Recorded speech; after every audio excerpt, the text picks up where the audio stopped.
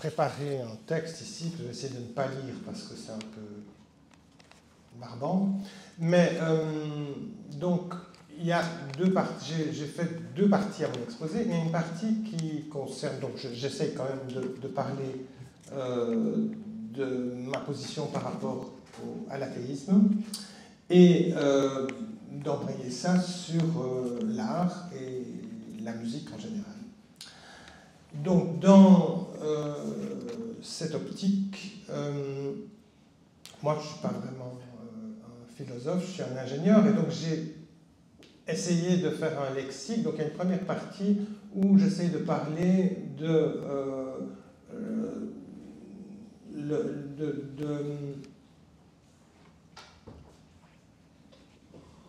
du bonheur, de l'émotion et du sens. Bon.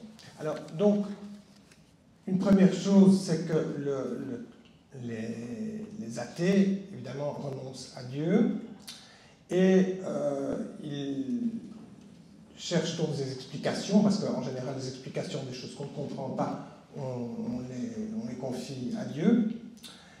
Et donc, ils renoncent à ça, et donc il leur faut bien un remplacement, et en général, les athées s'adressent à la science.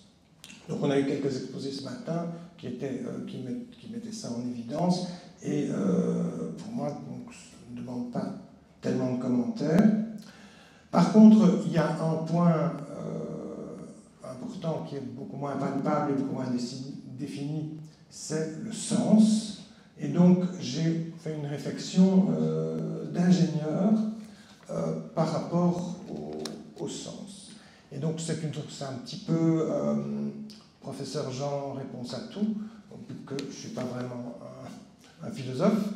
Mais j'ai un lexique qui m'a paru intéressant et qui provient d'ailleurs d'une réflexion que j'ai eue avec ma compagne Céline Azizier, qui est pianiste et mathématicienne, et qui a fait un mémoire sur l'intelligence artificielle.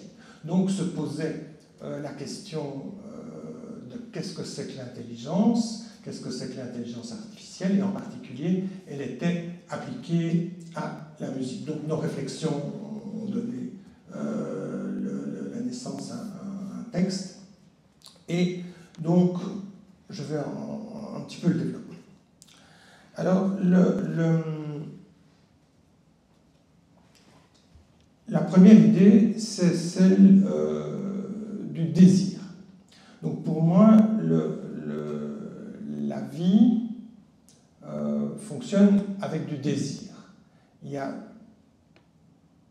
même les êtres les plus élémentaires, on pourrait se dire un virus qui infecte une cellule, il est génétiquement programmé pour faire ça, et donc sans doute il a une récompense. Donc il fait des choix, il peut entrer dans la cellule, il ne peut pas entrer dans la cellule, et puis quand il est dedans, il est content. Bon, alors le concept de désir, évidemment, est tout à fait généralisé ici, donc on ne parle pas de désir humain, on parle de désir génétique. Donc j'essaie de dédramatiser le propos de désir. En particulier, les plantes, elles ont aussi du désir, elles cherchent la lumière, la nourriture, l'eau, etc. Et donc, je fais référence au Sapiens d'Harari, que presque tout le monde a sans doute lu, et dans lequel il dit que la reproduction de l'ADN est donc un moteur universel du vivant, une forme génétique du désir fondamental. Alors, dans cette idée du désir, j'y place l'intelligence. Et donc, l'intelligence, c'est une aptitude à réaliser ses désirs. Et donc, effectivement, pour moi, un virus, il y a une certaine intelligence, parce qu'il a un but et il fait ce qu'il faut pour y arriver. Et donc, j'en arrive à une idée, mon lexique est très simplifié, que le vivant, c'est de la matière intelligente. Et donc par opposition à ce qui n'est pas vivant, et donc on peut voir de l'eau qui coule, elle fait plein de trucs, elle fait tourner les moulins, etc., mais elle ne fait pas de choix et elle n'est pas intelligente, quoi. Alors donc toute la vie, pour moi, est intelligente, et donc l'intelligence nous sert donc à réaliser nos désirs. Alors, on en arrive donc à une chaîne qui est donc liée au désir, à un projet. Donc, il faut se projeter dans l'avenir. Donc, une intelligence qui permet de gérer ce projet, une réalisation et une récompense. J'appelle ça la chaîne du désir. Et donc, la quête, j'en arrive à une définition assez ambitieuse du bonheur. Donc, le bonheur consiste à bien gérer sa chaîne de désir. Et donc, la quête du bonheur devient le sens de la vie. Et donc, c'est un peu une lapalissade, mais avec un vraiment lexique comme celui-là, ça fonctionne. Et donc, la quête donc, du bonheur, c'est ça que j'appelle le sens de la vie. Alors, pour arriver à gérer cette chaîne de bonheur, il y a beaucoup de stratégies. La première, puisque nous vivons en société, donc, pour arriver à un moment donné à parler de musique, il faut bien qu'on parle des hommes et pas seulement des virus et des petites bêtes. Donc, pour les humains qui vivent en société, il y a beaucoup de stratégies pour arriver à du bonheur. Et la première stratégie, c'est une stratégie de violence. C'est la stratégie de la compétition. On essaye de gagner, et donc, une fois qu'on a gagné, on a les désirs alimentaires qui sont résolus au détriment des autres. Évidemment, on a la nourriture, les femelles, les biens de consommation, l'argent, puis encore plus de pouvoir et ses corollaires de coercition. Alors, pour maîtriser, donc, comme le bonheur consiste donc à la maîtrise de la chaîne des désirs, vous avez évidemment une autre attitude qui consiste à renoncer à une partie des désirs. C'est une attitude un peu bouddhiste qui se dit que dans le fond, on va renoncer à tout sauf aux besoins alimentaires, et donc évidemment, pour que ça fonctionne, on a des compensations mystiques, ce qui, en général, pour l'athée, ne convient pas. Donc, la religion, imposée en général comme morale dominante dans une société centralisée, toujours inégalitaire, propose un compromis. Donc, ce compromis entre l'attitude bouddhiste et l'attitude conquérante, c'est de gérer la souffrance quotidienne du vivant dans l'idée d'une récompense dans l'au-delà, la révélation mystique permettant de se faire une idée de la relation avec Dieu, et donc on en arrive tout doucement à la musique, parce que la musique, dans ce mood de la relation avec Dieu, elle joue un rôle souvent important. Alors, moi, je vois une voie intermédiaire qui est celle de la lucidité. Donc, dans l'analyse de la pièce de théâtre social dans laquelle l'individu est un acteur contraint, cela permet parfois d'adapter ses propres désirs à leur potentiel de réalisation, et donc, pour les athées, ça me semble une bonne voie. Et quand on gère les chaînes de désir, on engendre ce que j'appelle des briques de bonheur. Bon, le bonheur, c'est jamais quelque chose de complet, donc c'est une quête permanente, et donc le fait d'avoir cerné son objectif d'avoir mis son intelligence à ce sujet et de pouvoir le réaliser, c'est une brique de bonheur. J'utilise le mot brique évidemment parce que je suis un ingénieur constructeur, donc j'aime bien cette analogie. Alors, dans cette quête, il y a évidemment, pour les religieux, il y a cette piste de la spiritualité qui permet évidemment d'échapper à toutes les contingences qui créent le malheur. Et par contre, pour les athées, il y a une piste qui est celle de la culture. Et donc, la culture, c'est une manière de provoquer des briques de bonheur, et donc ça diversifie le champ d'action de cette résolution du désir, et donc ça augmente la possibilité de réalisation. Alors, pour moi, un projet de société acceptable essaye de maximiser le bonheur, et donc dans ce rôle-là, la culture joue un rôle primordial. Alors, on en arrive maintenant à la place de l'émotion et de l'art dans cette chaîne de bonheur. Alors, donc, dans la boucle de désir, la récompense, en général, c'est de l'émotion.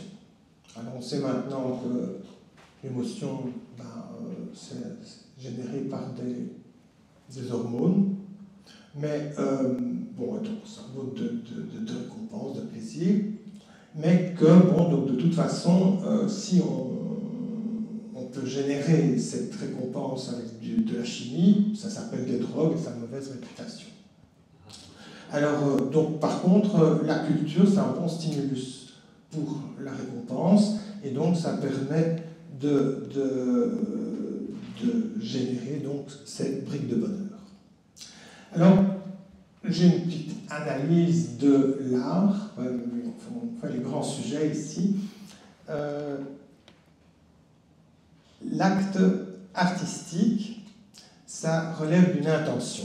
Et l'intention, c'est celle de générer chez un consommateur d'art la boucle émotionnelle. Donc, à savoir un stimulus, une action, on la reçoit, et puis elle engendre l'émotion. Et l'artiste crée un objet d'art. Donc, l'art est en fait dans la relation qu'il y a entre l'artiste créateur et un consommateur d'art, c'est un vilain mot, le consommateur, mais l'art n'est pas l'objet d'art. L'objet d'art est un médium. Et donc, en parlant donc de l'art comme une relation, ça convient assez bien aussi à l'idée athée, à savoir qu'on n'a pas besoin pour ça de spiritualité ou de mysticisme. Donc il y a une relation entre un créateur qui nous propose un objet. Cet objet, nous allons le comprendre, et le but, l'intention du créateur, c'est une intention émotionnelle. Et donc là, on arrive à une brique de bonheur qui est celle d'avoir reçu cette émotion. Et donc il y a un projet assez court ici qui n'est pas sophistiqué, c'est pas comme manger, respirer, boire, etc. Mais ça fait partie d'une société qui fonctionne bien. Alors, puis on arrive maintenant dans les formes particulières de l'art, et en particulier de la musique qui me concerne particulièrement. Et donc, en général, l'objet d'art, pour les arts plastiques, l'objet d'art est matériel. Donc, il y a un objet pour la sculpture, pour la peinture, etc.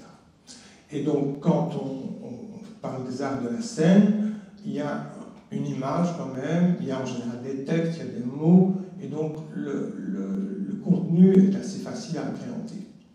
Alors en musique, le seul objet dont on dispose pour la musique, disons, écrite, c'est la partition, et ça ne veut rien dire.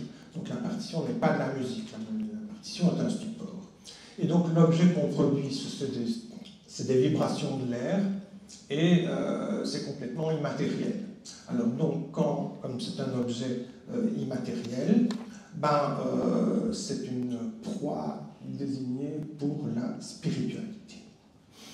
Alors, bon, donc, mon idée est d'expliquer un petit peu comment on peut consommer et apprécier de la musique sans spiritualité, en particulier la musique classique et la musique savante. Et donc, j'avance donc dans mon raisonnement. Alors, la musique a une particularité, c'est un langage bien sûr, mais c'est un langage qui n'est pas comme le langage des mots. C'est un langage qui parle au mood. Alors, je n'ai pas trouvé de bonne traduction pour mood, humeur, état d'âme, esprit, inclinaison, etc. Je pense que tout le monde comprend ce que ça veut dire le mood. Hein. Donc, on est joyeux, on est triste, etc. Alors, bon, là, donc, ces propriétés, j'ai écrit quelques mots dessus. Elle unifie et concentre les sentiments lors des cérémonies, donc la musique était vraiment associée aux cérémonies. Elle encourage les soldats à mourir pour leur patron. Elle divertit, elle détourne du malheur et de l'abrutissement du labeur. Elle crée du ciment de lutte et d'identité communautaire. Et il s'agit indiscutablement d'un langage parce qu'il y a des signes et l'auditeur les comprend. Alors, dans la musique, il y a une particularité occidentale qui est la musique savante. Et ça vient un mot évidemment, mais la musique savante a inventé un concept qui est le concert. Donc c'est pas dans toutes les sociétés qu'on a ça. Donc un concert, c'est une cérémonie qui est dédiée strictement à la musique. Il y a des gens qui viennent dans un espace délimité, qui payent leur place souvent et qui consacrent un certain temps à écouter de la musique, ne font rien d'autre, en principe dans un certain silence. Alors, le projet de cette cérémonie est en principe artistique. Il y a un compositeur qui a créé un objet musical destiné à produire de l'émotion et donc une brique de bonheur si le message passe. Alors maintenant, j'entre dans une phase d'analyse un petit peu musicale, c'est pas du tout technique, mais je considère que la musique a deux pôles, donc la musique plutôt savante, mais en fait toutes les musiques, a plutôt deux pôles. Il y a un pôle qui est la trance et un pôle qui est le discours. Alors, pourquoi la trance? Parce que la musique, comme elle parle directement au mood, elle arrive très vite à générer cet état de transe, qui est un état où on perd la perception et au profit de la sensation. Et donc, j'ai fait une liste un petit peu provocatrice de ce que j'appelle la transe.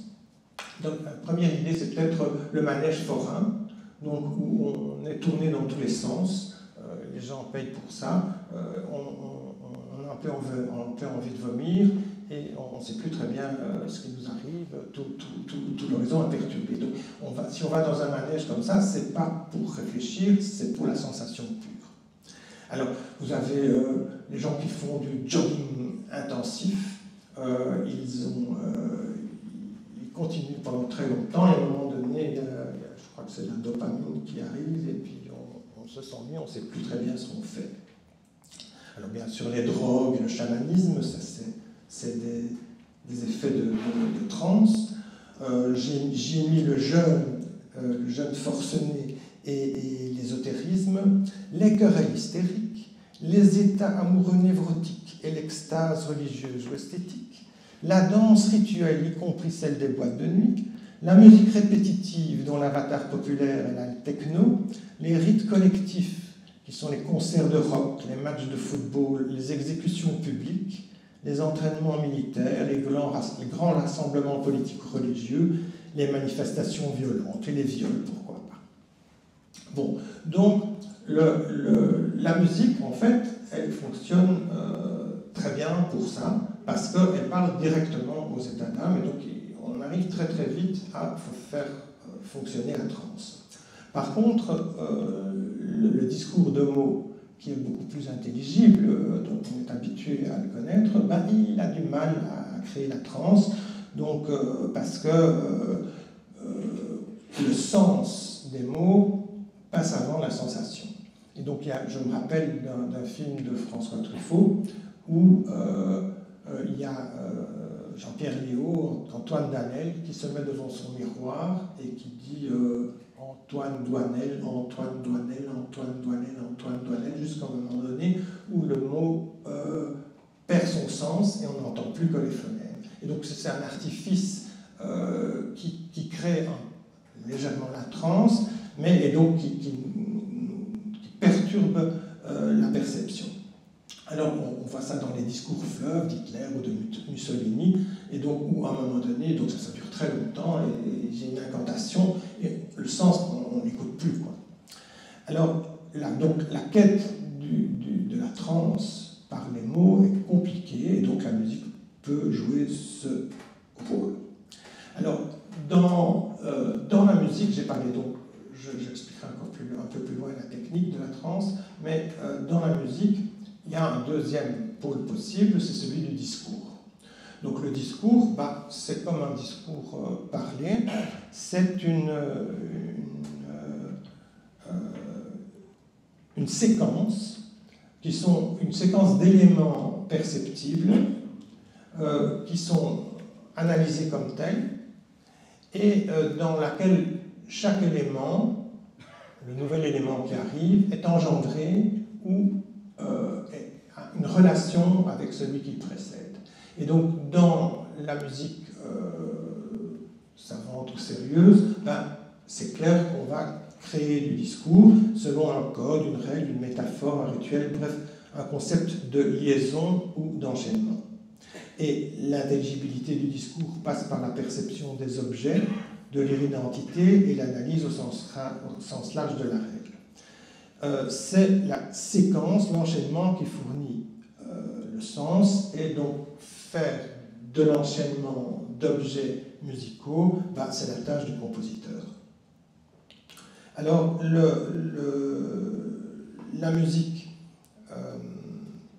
qui est très facile de créer de la transe, à cause de son rapport direct au mood, bah, la musique, elle a beaucoup de peine à articuler du discours, et souvent, bon, les non-musiciens pensent que la musique savante parle une langue inconnue, et donc qu'il faudra prendre le vocabulaire et la grammaire, et ils n'ont pas envie de le faire parce qu'il y a vraiment l'idée du solfège rébarbatif, et qui est une grande punition. Donc on croit que la musique c'est une langue codée, et en fait non, c'est une langue qui parle directement au mood, et donc qui est créatrice d'émotions. Et le discours de la musique classique, c'est un discours de mood. Donc c'est un discours qui fait passer d'un état d'âme à un autre en manipulant un petit peu la réception et la banque personnelle, sentimentale de l'auditeur. Alors, un petit mot de technique.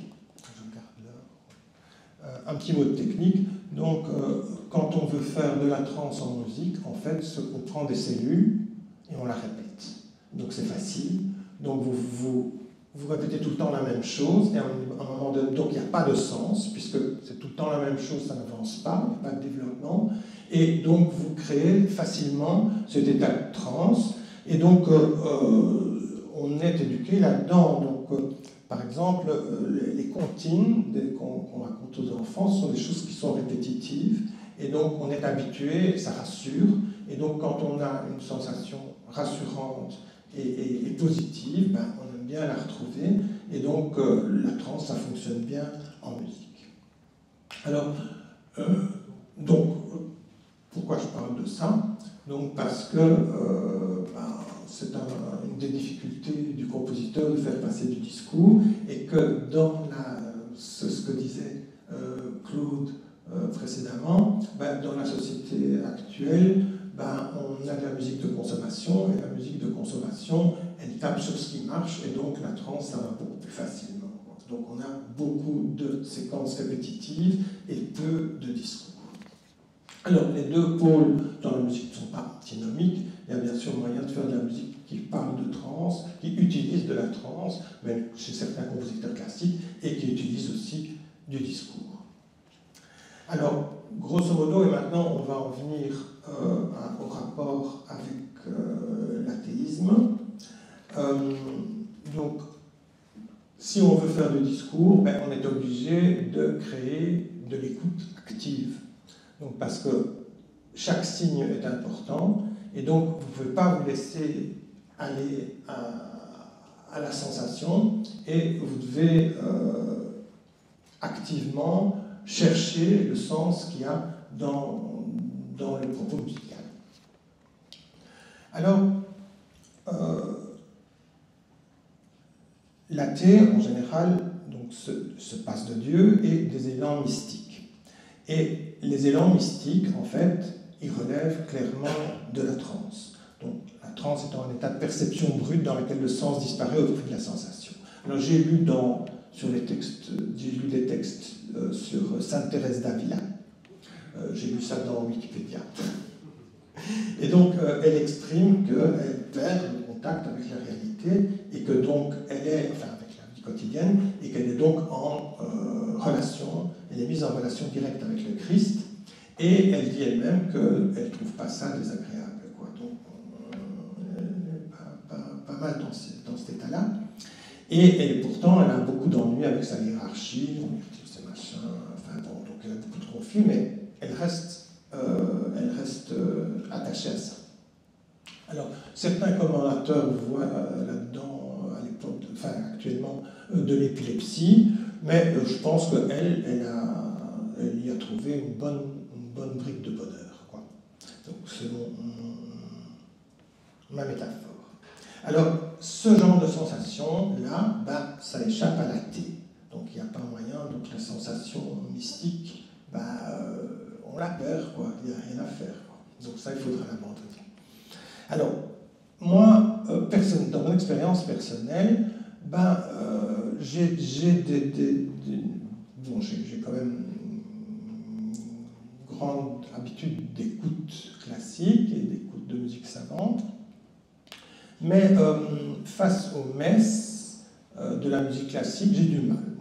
J'ai du mal parce que, d'une part, malgré que les cordes me soient familiers, le texte de la liturgie catholique, c'est un peu un ennemi, et donc ça fait retomber la sauce, quoi. Donc j'ai un peu du mal avec ça.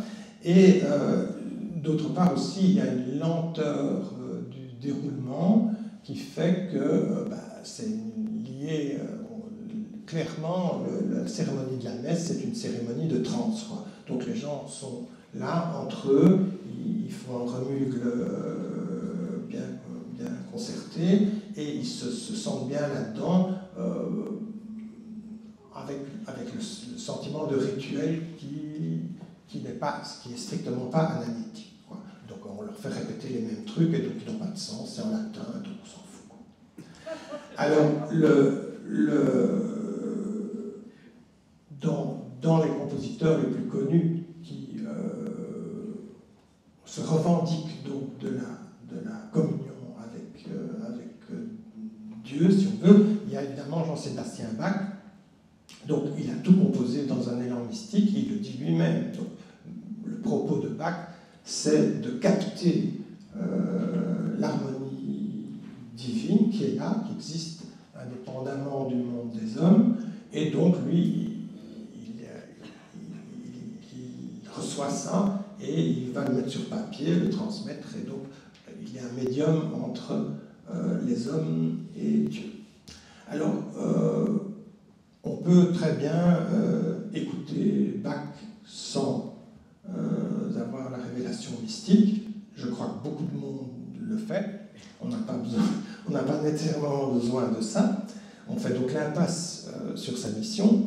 Mais en fait, Bach, il y a des algorithmes compositionnels. Et ça qu'on a un peu regardé avec Céline dans son travail sur l'intelligence artificielle. L'idée était de donner une espèce de chat GPT musical, plein d'exemples de compositeurs et de voir ce qui ressort, quoi. Alors on a essayé avec, enfin c'est Céline qui a essayé avec plein de trucs, des ragtime, c'est dégueulasse, du Prokofiev, ça ressemble à rien, et du blues, ça va. Mais alors Bach, c'est le meilleur exemple qui se prête bien à la capture par les algorithmes. Donc, en réalité, les algorithmes de Bach sont très bien faits. Ils sont à la fois complexes et accessibles. Ils ont une grammaire qu'on comprend complètement intuitivement. Et donc, il n'y a pas de raison que les athées manquent cette piste-là. Bon, alors maintenant, est-ce que les athées sont fermés à la transe? Bah, pas spécialement. On peut aussi sortir de soi et faire toutes les expériences de transe qui ne soient pas spécialement mystiques. Et donc, simplement, les athées ont plutôt l'habitude d'avoir une vision analytique du monde. Et donc, sortir de sa perception, bah, ce n'est pas en général ce qu'on recherche, je crois. Alors, donc, je prenais comme exemple d'entrer dans une rave party, et donc, on arrive là-dedans, enfin, des vrais, je n'ai pas vu, mais enfin, j'ai déjà vu des fêtes, et donc, il y a beaucoup de décibels, on ne peut plus parler, la musique, c'est des boucles obsessionnelles, donc, quand on est musicien, au bout de 3 tours, on a compris que ça ne changerait plus. Alors, il y a, on prend de l'alcool, des pilules diverses, on se trémousse, et ce n'est pas du tout interdit un athée, évidemment. Mais, si on a une écoute un petit peu analytique vis-à-vis de ça, ben, en général, moi, quand ça m'arrive, je regarde l'humanité grégaire qui se trémousse, et puis je m'en vais rapidement. Bon, alors... je crois qu'il faut... Je suis au bout là, plus ou moins. Oui. Bon, ben, je vais encore 5 minutes. Un petit peu, voilà, encore 5 minutes.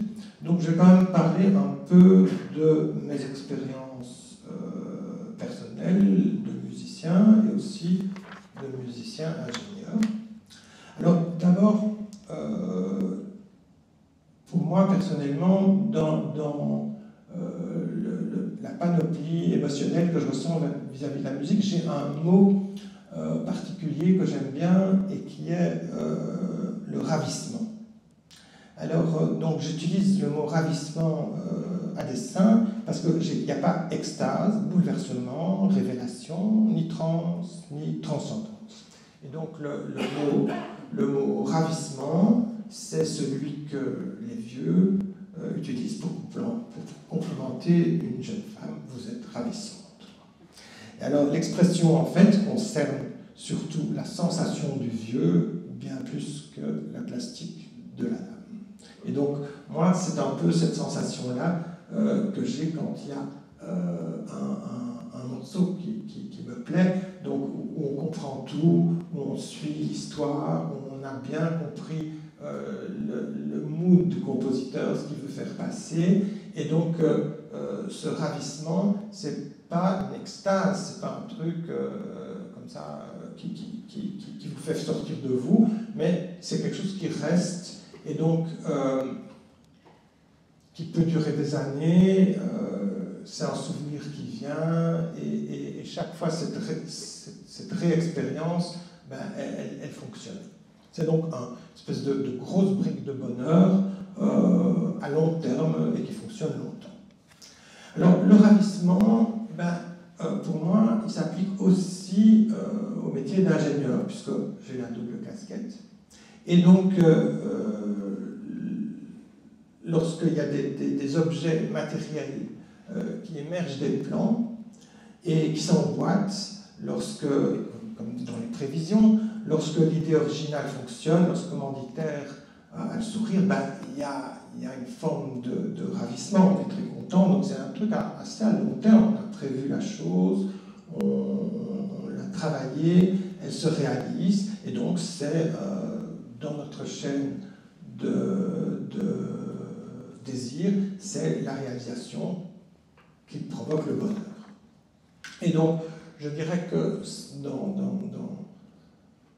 dans ma vie où j'ai un peu oscillé entre l'ingénieur et le violoniste ou le compositeur, ben, une des premières choses, c'est pas les premiers ravissements ne proviennent pas du violon, parce que le violon, quand on a 7 ans, ben, c'est pas marrant, quoi. Donc, et donc, je dirais même dans toute la vie, on traîne ce violon comme un esclavage, c'est un boulet, on ne peut jamais s'arrêter, quoi, sinon on n'est plus à la hauteur, quoi.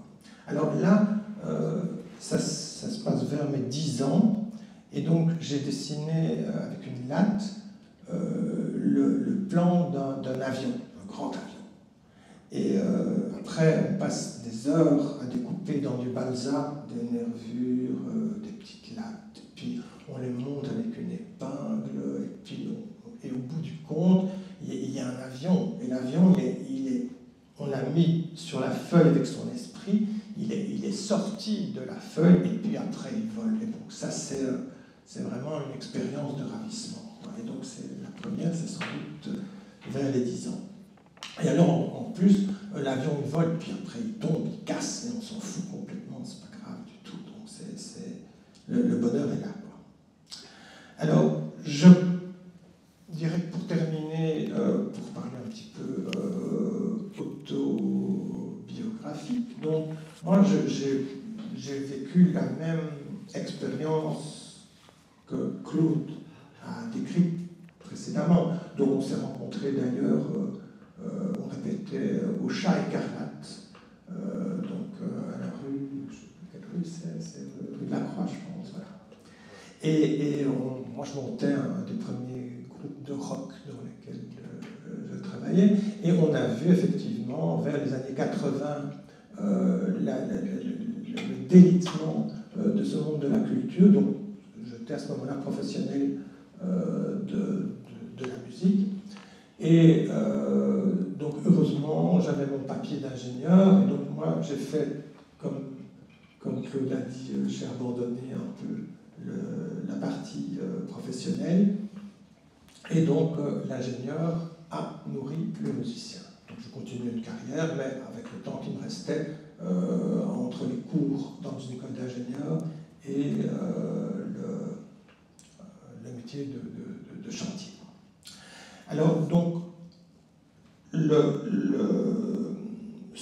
la dernière chose que j'ai produite pour le moment, ben, c'est une rencontre qui s'est passée à la Tricoterie, qui est une salle de Saint-Gilles montée, qui repose sur une coopérative de jeunes, ils ont 40 ans, quoi. Et avec encore un peu, avec un nouvel idéal quand même, alors que c'était rare à l'époque, comme disait Claude, ben, dans les années 80, on a vu disparaître toutes les idéologies, tous les enthousiasmes, pour simplement voir apparaître des yuppies. Donc ici c'est un peu différent. Et donc je me suis dit que j'allais poursuivre une expérience qui avait fait flop et qui était celle des lundis d'Hortense des années 70, donc une organisation collective de musique marginale, en essayant de créer un sanctuaire de musique acoustique, et donc dans laquelle on essaie de retrouver une écoute active. Et donc j'ai été le promoteur, j'ai dessiné les choses avec un architecte d'ailleurs, et calculé les structures qui sont assez vertigineuses d'ailleurs, d'une salle qui s'appelle le Boudoir. Et donc j'ai rejoint à ce moment-là la casquette d'ingénieur et de musicien, et donc aussi ça me permet de nous autoproduire dans cet espace. C'est presque quelque chose d'un petit peu indécent, mais enfin, pourquoi pas. Est-ce que j'avais un truc à dire pour terminer?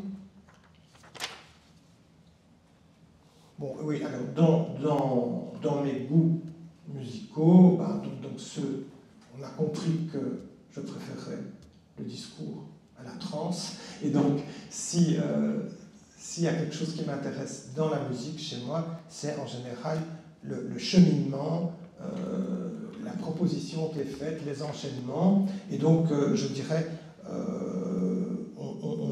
quand on est face à de la musique écrite, il y a une proposition qui était, par exemple, comme au cinéma ou dans un conte, il était une fois.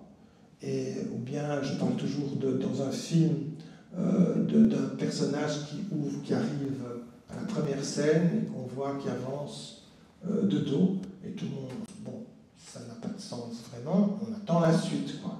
Et donc moi c'est un peu comme ça que je vis la musique, à savoir que toute proposition est bonne, mais après on attend un contexte à construire, des évocations, des coups de théâtre, des enchaînements. Donc moi je vis vraiment la musique sérieuse comme si on allait au cinéma.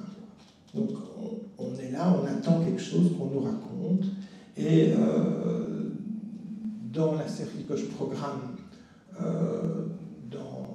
la Tricoterie, donc dans cette salle de boudoir qui est une salle acoustique, le titre de la série s'appelle « Fichtre, soyons sérieux », et donc c'est effectivement l'idée que dans la musique sérieuse, on ne doit pas être sérieux. Et donc ça, c'est encore un des aspects sur lesquels je voudrais terminer, qui est le fait que dans l'émotion artistique ou dans l'émotion musicale, enfin en particulier, ben, on doit pas nécessairement, ça ne doit pas nécessairement être sérieux, dramatique, cauchemardesque ou ennuyeux. On peut aussi atteindre l'humour, les péripéties, des renversements de situation. Et donc moi je suis un compositeur qui se classerait plutôt dans le genre Woody Allen.